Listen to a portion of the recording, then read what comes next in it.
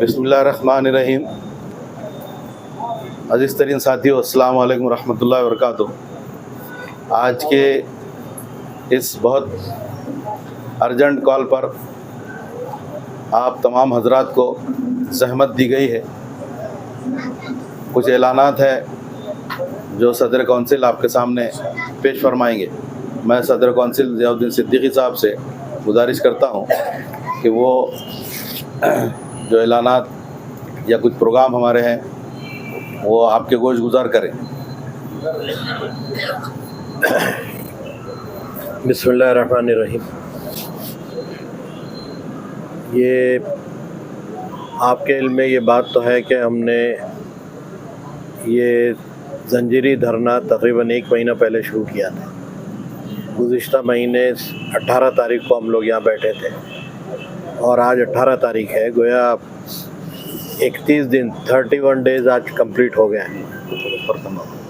उस एतबार से 1 महीना बैठकर हमने सब्र के साथ अपने मुतालबात रखे हैं। स्टेट गवर्नमेंट के सामने रखे हैं, प्रशासन के सामने रखे हैं, पुलिस डिपार्टमेंट के सामने रखे हैं। उनके ऑफिसर्स आते रहे, हमने अपनी बात करी। लेकिन ये बहरी सरकार ने कोई हमारे मुतालबात पर गौर नहीं किया, तो हमने वक्तन फ़ौक्तन उनको ऐसे मैसेजेस भी दिए जिसकी वजह से वो महसूस कर सकें कि हमारे मुतालबात कितने सीरियस हैं। इसमें गवर्नमेंट ऑफ महाराष्ट्र को ये बात का भी इल्म हुआ होगा कि हमने 5-6 तारीख को आम खास मैदान में जो प्रोग्राम था दबिस्तान दक्कन का, उसके बायकॉट की अपील भी की थी और वो सक्सेस हुआ। हम ये समझ रहे थे कि लोगों के इस कदर न जाने के नतीजे में हुकूमत कोई इसका नोटिस भी लेगी, लेकिन करोड़ों रुपये खर्च करने के बाद भी गवर्नमेंट को ये अक्ल नहीं आई कि ये सोच भी सके कि उन्हें क्या करना है। बहरहाल तो इतने दिन गुजरने के बाद भी कोई नोटिस नहीं लिया गया और उसके बाद इलेक्शन डिक्लेयर्ड हो गए। आपके इल्म में है ये बात। और जो कोड ऑफ कंडक्ट है उसकी वजह से बहुत सारी डिफ़िकल्टीज शुरू हो गई और ज़ाहिर है कि जो सरकार इस वक्त है वो लाचार सरकार है, जिसके हाथ में कुछ नहीं है। अब अगर वो कुछ देना भी चाहे, कुछ एक्सेप्ट भी करना चाहे तो वो कर नहीं सकती, क्योंकि कोड ऑफ कंडक्ट लागू हो गया है। अब इलेक्शन होंगे, इलेक्शन के बाद जो नई सरकार बनेगी शायद हमारी बात वो सुन सके और हमारी बात वो यकीनन सुनेगी, इसलिए कि हमने 1 महीना रहकर यहाँ पर जो कुछ किया है और जो कुछ समझाने की कोशिश की है, इतना काफ़ी है उन लोगों को समझने के लिए कि अगले 40 दिनों के अंदर उन्हें क्या करना है। तो हमने इसका बहुत जायज़ा लिया बारीकी से। जो हमारे साथ में जुड़े हुए लोग थे उनके साथ कई मीटिंगें की कि क्या हमारा ये धरना कंटिन्यू होना चाहिए, क्योंकि सरला बेट का मामला तो हमने पोस्टपोन कर दिया। सरला बेट के मामले में हम जो चाहते थे वो मिल गया। गवर्नमेंट और प्रशासन की जो हालत है, और आज के जो सोशल मीडिया पे आपने अगर देखा होगा तो उससे इस बात का पता चलता है कि प्रशासन बहुत परेशान था और लॉ एंड ऑर्डर का मसला यकीनन हो सकता था। हम लॉ एंड ऑर्डर का मसला पैदा नहीं करना चाहते, हम अपनी बात करना चाहते हैं, अपने मुतालिबात मनवाना चाहते हैं और शरीफाना ज़बान ही इस्तेमाल कर रहे हैं। तरीक़ा भी शरीफाना ही है। हो सकता है कि अगर ये शरीफाना तरीक़े से हमारी बात समझी नहीं जाएगी तो आइंदा हम गैर शरीफाना तरीक़ा भी इस्तेमाल कर सकते हैं। ये बात हम क्लियर कट अल्फाज में कहना चाहते हैं। सरला बेट का मार्च वैसे पूरे महाराष्ट्र के लोगों के मौजूदगी में तय हुआ था। 6 तारीख को हमने पूरे महाराष्ट्र से फेडरल ग्रुप के जितने रिप्रेजेंटेटिव्स थे उनको बुलाया था और उनके बीच में तय किया था कि हम 1 जुमा को पूरे महाराष्ट्र में एक साथ धरना देंगे और मेमोरेंडम देंगे, जो काफ़ी सक्सेस रहा और लोगों ने बढ़ चढ़ कर उसमें हिस्सा लिया। और अगर उसके बाद भी हमारे मुतालबात में पूरा गवर्नमेंट नहीं करती है तो फिर हम अगले जुमा को सरला बेट मार्च करेंगे। ये बात हमने उस वक्त तय की थी। ज़ाहिर है कि यहाँ पर सीपी वगैरह के साथ जो मीटिंग हुई है और हमारे अपने मजहबी रहनुमाओं के साथ जो मीटिंग हुई है, उसमें हमें बताया गया कि ये वक्त सही नहीं है और जो सूरत हाल पैदा हो रही है वो कम्युनल सूरत हाल है। ये हिंदू मुस्लिम टेंस होने का ख़ास तौर से ख़दशा है और हम नहीं चाहते कि कोई फ़साद की कैफियत पैदा हो।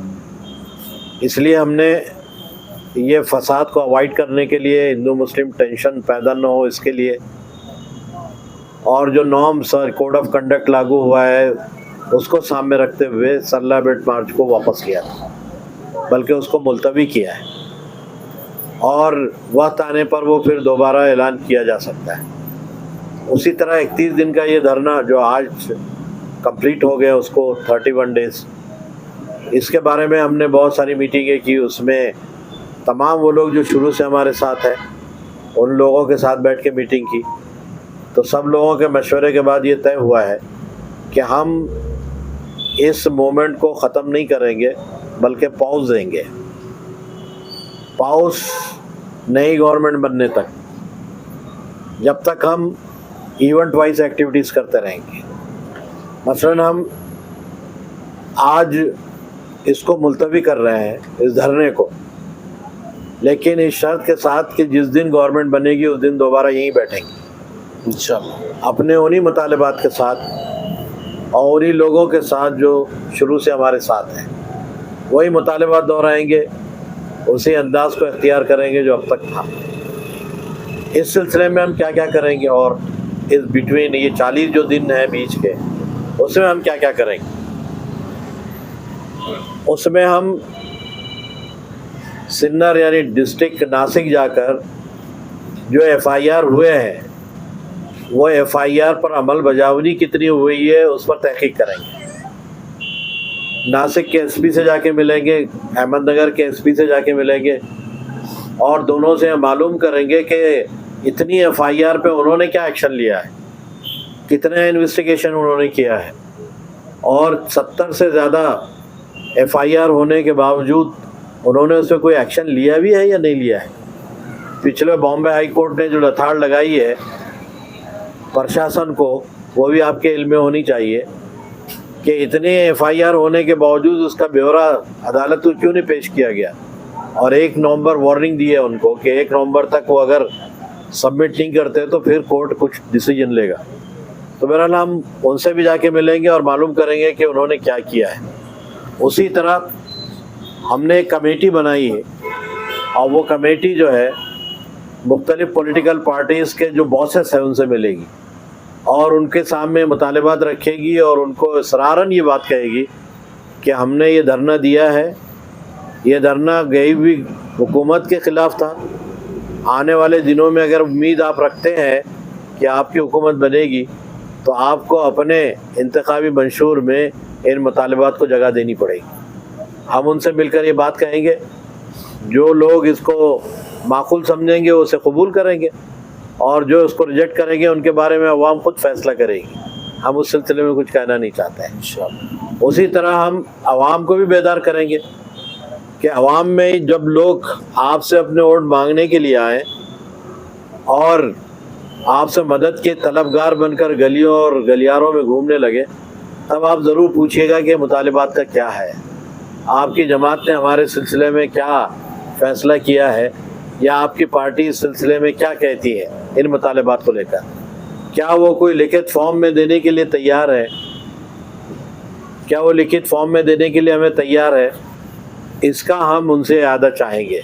तो ये भी हम इस 40 दिनों के अंदर यहाँ से उठने के बाद खामोश नहीं बैठेंगे, बल्कि मोहल्ला मोहल्ला गली गली जाकर आवाम को ये समझाएंगे कि आने वालों से ये सवालात तुम करो और जिसने भी इन मुतालबात को तस्लीम किया और अपने इंतखाबी मंशूर का हिस्सा बनाया उसके बारे में आवाम खुद फैसला करेगी कि उन्हें क्या करना है।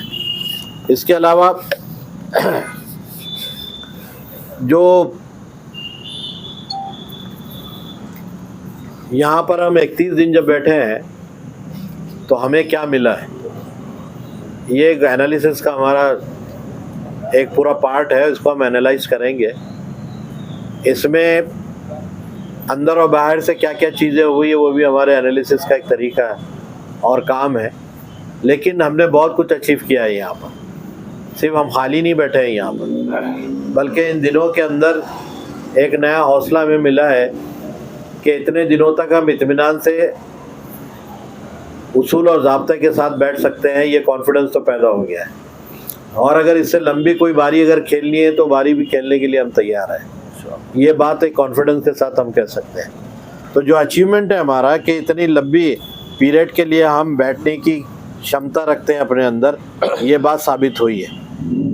जो मुतालिबात हमारे हैं वो इश्यूज़ को हमने लोगों को समझाया है। रामगिरी को हम क्यों अरेस्ट करना चाहते हैं, उसके पीछे हमारा मकसद क्या है, रामगिरी ने क्या बातें की है, उसका जवाब हमने क्या दिया है, या नीतीश राणे जो हेट स्पीच क्राइम का गुनहगार है उसने क्या कहा था और उसकी क्या हैसियत है, ये इश्यूज़ को लोगों को समझाया है हमने यहाँ बैठकर।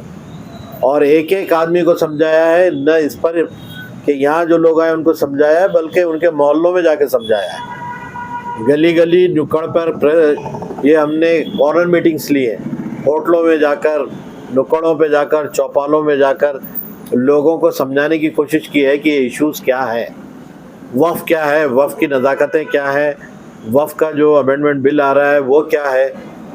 लोग सिर्फ वफ़ बोर्ड को जानते हैं, लेकिन इसके पीछे जो अब साजिश जो की जा रही है वो क्या है, वो डिटेल हमने समझाई है। उसी तरह जो ब्लास्फेमी एक्ट है, आहनत के ख़िलाफ़ कानून लाने की जो हम बात कर रहे हैं, इसकी बारीकियों को भी समझाने की कोशिश की है कि सिर्फ हमारे ही दीन के मसले के लिए नहीं, बल्कि मुख्तलिफ धार्मिक जो शख्सियतें हैं या पर्सनालिटीज़ हैं, उनकी विठंबना के ख़िलाफ़ में भी ये कानून बनाया जा सकता है।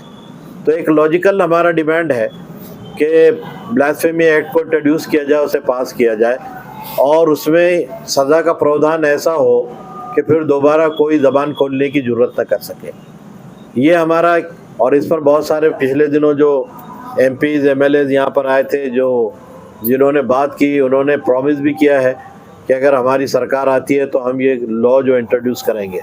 बाद लोगों ने कहा कि हम इसको अपने इंतखाबी मंशूर का हिस्सा बनाएंगे, ये बात भी कही है। लेकिन आफ्टर ऑल हम चाहते हैं कि वो राइटिंग में आए।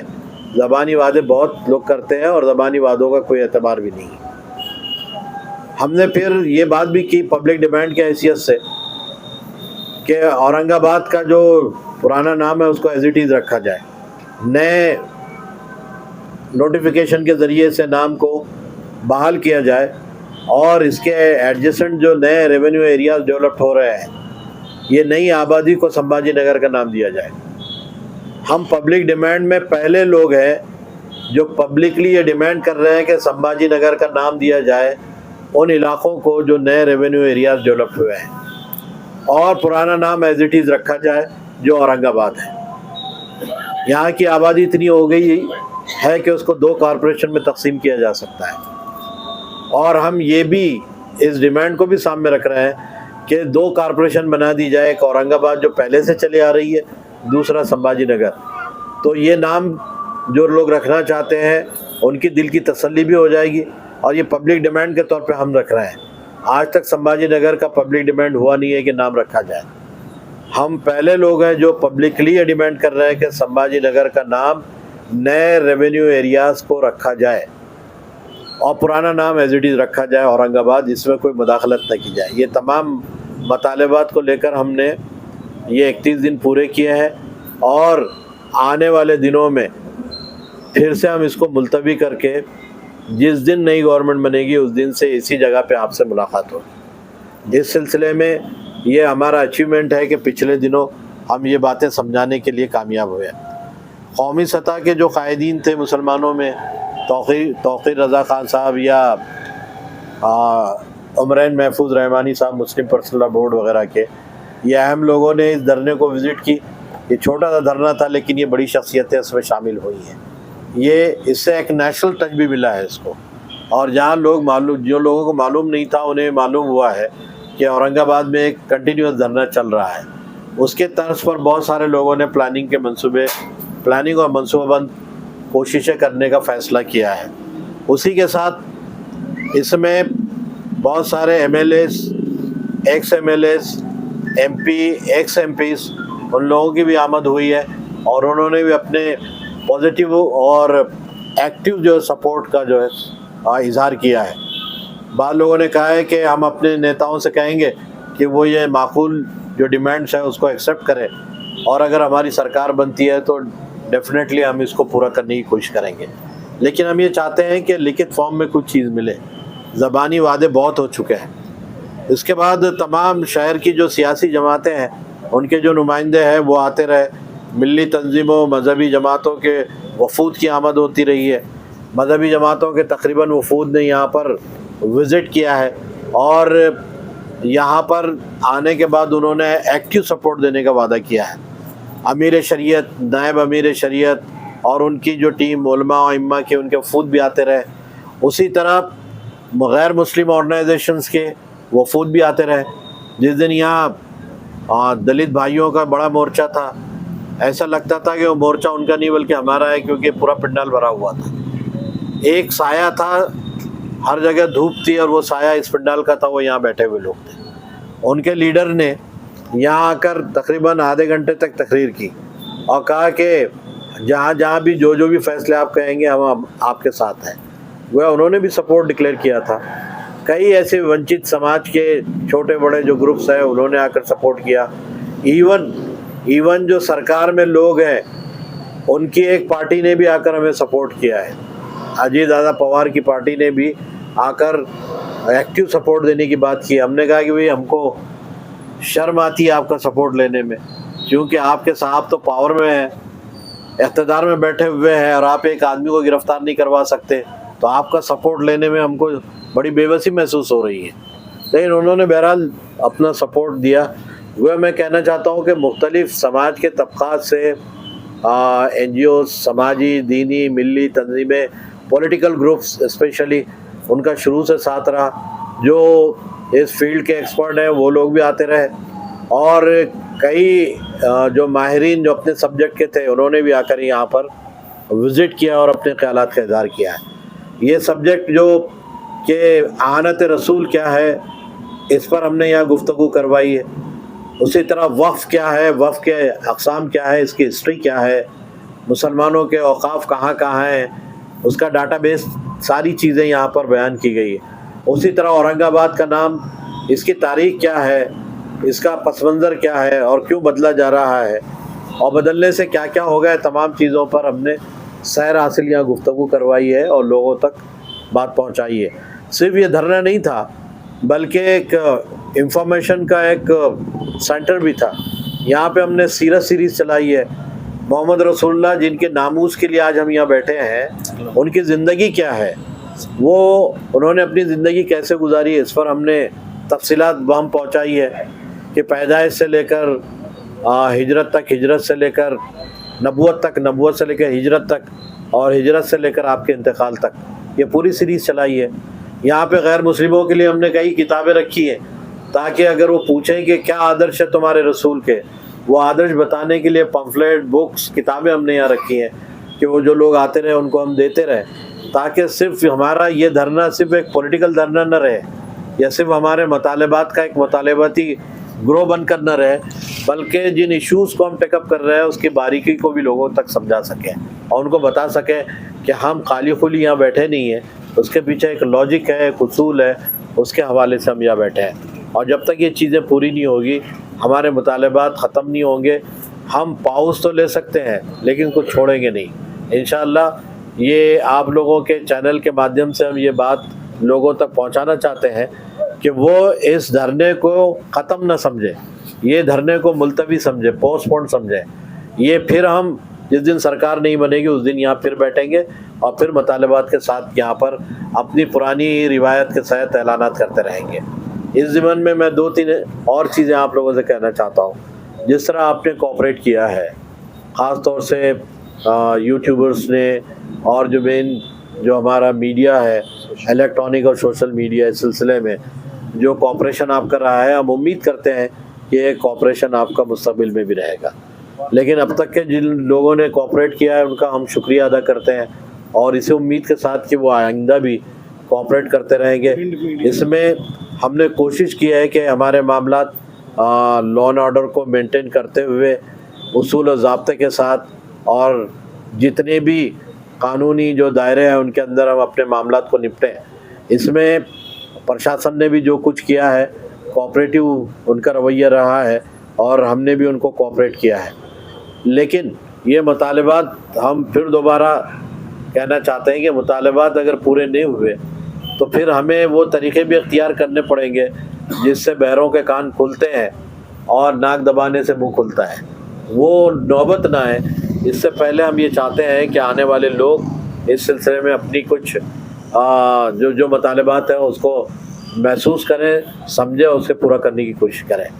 आखिरी बात मैं कहना चाहता हूँ कि यहाँ पर बहुत सारे पॉलिटिकल पार्टीज़ के लोग आते रहे हैं, पॉलिटिकल पार्टीज़ के लोग आते रहे, उनसे हमारे विचार विमर्श हुए हैं, बहुत सारी बातों में सहमति हुई है, किस पर डिसएग्री हुए हैं। बाज़ लोगों ने दूर से ही आने से इनकार कर दिया है क्योंकि उनको लगता था कि यहाँ जो मुतालबात हैं वो उनके फेवर नहीं कर सकते, तो उन्होंने आने के ऐलान के बाद भी उसको मनसूख किया है कि वो नहीं आ पाएंगे। वो तमाम लोगों की हम कदर करते हैं जिन्होंने जिस हद तक हमारा साथ दिया है। लेकिन हम वो लोग जो कि पॉलिटिकल पार्टी से ताल्लुक़ रखते हैं या पॉलिटिक्स में अपनी कोई जो एम्बिशंस रखते हैं, उनसे हम रिक्वेस्ट करना चाहते हैं कि आने वाले दिनों में जो पॉलिटिकल महाभारत होने वाला है इलेक्शन का, इस महाभारत में क्योंकि we are the federal and apex group of non political alliance, हम जो है गैर सियासी अलाइंस है, इस हवाले से हम दरख्वास्त करते हैं कि यहाँ की कोई बात ऐसी, यहाँ के फ़ोटोग्राफ्स आप अपने लिए इस्तेमाल न करें, प्लीज़, हमारी ये दरख्वास्त है। क्योंकि अगर वो बातें और वो फ़ोटोग्राफ्स इस्तेमाल करके आप वोट मांगेंगे तो हमारी जो कही हुई ये बात कि हम नॉन पॉलिटिकल अलाइंस है, ये बात गलत साबित होगी। इसलिए हमारी मुअद्दबाना दरख्वास्त उनसे है कि वो इस सिलसिले में ऐसे कोई कमेंट, ऐसी कोई फ़ोटोग्राफ्स या ऐसा कोई रेफरेंस यहाँ का अपने कैंपेनिंग के अंदर इस्तेमाल न करें। वो कौंसिल के मुतालबात को इस्तेमाल कर सकते हैं, उस पर ज़ोर दे कर बात कर सकते हैं, लेकिन कौंसिल के अपने हक़ में कोई फ़ोटोग्राफ्स को, स्टेटमेंट को इस्तेमाल न करें, प्लीज़, हमारी उनसे दरख्वास्त है। अब इसके बाद आप जो भी पूछेंगे हम जवाब देने के लिए तैयार। प्रेशर आया क्या जी? पुलिस का कोई प्रेशर आया? पुलिस ने तो कहा कि हम आपको जाने नहीं देंगे और वहाँ के हालात उन्होंने बताए हैं। पुलिस का प्रेशर, देखिए, प्रेशर की जहाँ तक बात है तो हम यहाँ 31 दिन बैठते ही नहीं थे। हमको माकूल लगा कि हालात बिगड़ सकते हैं, इसलिए हमने ये फ़ैसला किया कि सरला बेल्ट का मार्च जो है वो मुलतवी किया जाए। हमने वापस नहीं लिया है या उसको हमने कैंसिल नहीं किया है, सिर्फ उसको पोस्टपोन किया है। ये इलेक्शन के जो हालात हैं, इसमें जो सूरत हाल बन के आती है, नॉन पॉलिटिकल अलाइंस है लेकिन पॉलिटिकल पार्टीज उससे फ़ायदा उठा सकती हैं और किसके दिल में क्या है हम कह नहीं सकते। अगर वो नाजायज़ फ़ायदा उठाती है तो नुकसानात जिसके होते हैं वो अब इस पोजीशन में नहीं है कि ज़्यादा नुकसान बेयर कर सकें। तो हम ये चाहते हैं कि कम नुकसान पे ज़्यादा फ़ायदा कैसा हो सकता है वो देखें। इसलिए हमने महसूस किया कि अगर ये मार्च से कम्युनल सूरत हाल बनती है और वहाँ जो, और अगर आज सोशल मीडिया आपने देखा होगा तो आपको पता होगा कि वहाँ की क्या सूरत हाल है। अगर वो सूरत हाल में हम भी पहुँचते तो क्या घमासान होता, उसका एक अंदाज़ा बहरहाल हमको है। ये घमासान ही अगर गवर्नमेंट को समझाने के लिए बेहतर होता तो ये घमासान भी हो सकता था, लेकिन इशू डाइवर्ट हो जाता है। हमारे मुतालिबात डाइवर्सिफिकेशन का एक दूसरा रास्ता ले चुके होते हैं। हम क्या बात कहना चाहते हैं लोग उससे सुनने के बजाय दूसरे इशूज़ में लग जाते हैं, फिर गिरफ्तारियाँ होती है, फिर वकील लगाए जाते हैं, फिर चंदे होते हैं और फिर वो चंदे जमा करके वकील लगाकर ज़मानतों के लिए 2-2 साल घूमना पड़ता है। ये जो सूरत हाल है इससे हम बचना चाहते हैं और हम आम आदमी को बचाना चाहते हैं। कोई हम पर केस कर दे या ऑर्गेनाइजर पे कोई सवाल खड़ा कर दे, उससे कोई फिक्र नहीं है। लेकिन आम डेली वेजेस पर जो लोग हैं, जो मोहब्बत में आ जाते हैं, उनको इन मुसीबतों से हम बचाना चाहते हैं। इसलिए हमने उस मार्च को मुलतवी किया है और इस धरने को भी मुलतवी कर रहे हैं टिल न्यू गवर्नमेंट आने तक। आवाम से क्या अपील करेंगे आप? आवाम से हम ये अपील करेंगे कि इन मुतालबात को ज़िंदा रखिए। मैंने आपसे कहा ना कि हम यहाँ से उठेंगे तो चुप थोड़ी बैठेंगे। हम आवाम में जाएंगे, उनसे कहेंगे कि तुम्हारे पास जो उम्मीदवार आएंगे उनसे पूछो तुम्हारे पार्टी की क्या राय है, तुम्हारे पार्टी लिख कर देगी क्या मुतालबात को, और अगर देने का वादा करती है तो अपने इंतखाबी मंशूर में लिखवाओ उसको। हम ये कहेंगे उनसे। जो हम इवेंट एक के बाद एक लॉन्च करेंगे, छोड़ेंगे थोड़ी।